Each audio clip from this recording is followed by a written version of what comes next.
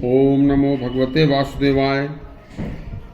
देखिए, भगवान गौतम बुद्ध भी महर्षि वशिष्ठ की तरह समस्त राजपाट ठाठ छोड़कर गृहस्थ का सुख त्याग कर सन्यासी हो गए थे।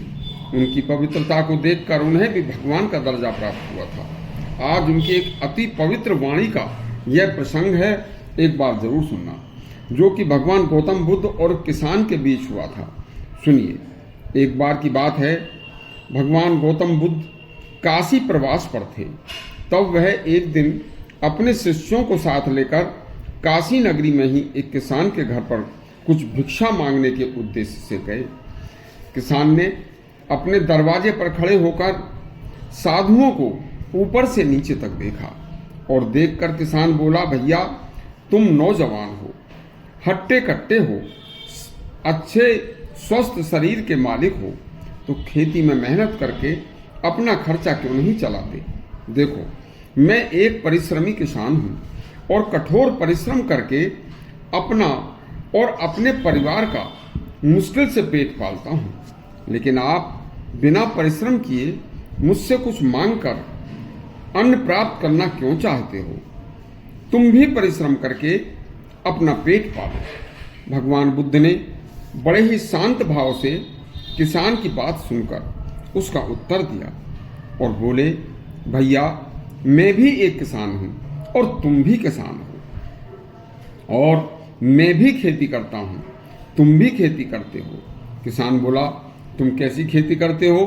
भगवान बुद्ध ने किसान की कुछ शंका की समाधान करते हुए कहा, भैया मैं ज्ञान की खेती करता हूँ। किसान बोला, तुम्हारा खेत कहाँ है। भगवान बुद्ध बोले, आत्मा मेरा खेत है। मैं उस आत्मा रूपी खेत की ज्ञान रूपी हल से जुताई करता हूँ। जुताई के बाद उसमें श्रद्धा व प्रेम, अहिंसा और भगवान की भक्ति के शुद्ध बीज बोता हूँ तथा तपस्या एवं साधना, सदाचार, सत्य व परोपकार के जल से उस खेती को मैं सींचता हूँ।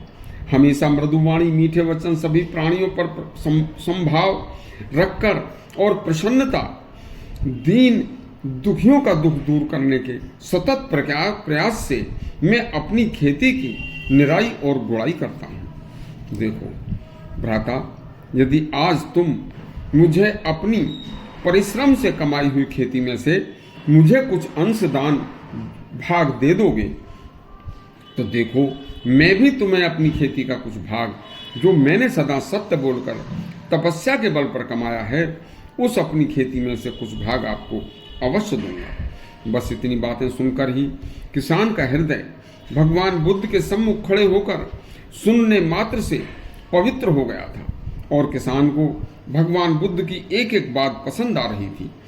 बस उसी क्षण किसान सूर्य के समान चमकते हुए तेज के सामने गौतम बुद्ध के चरणों में नतमस्तक हो गया था और उनसे दीक्षा लेकर अपना आगे का सफर भी उसने सुगम बना लिया था। यदि आपको यह गौतम बुद्ध का प्रसंग अच्छा लगा हो तो हमारा चैनल सब्सक्राइब करें और घंटी अवश्य दबाएं। धन्यवाद।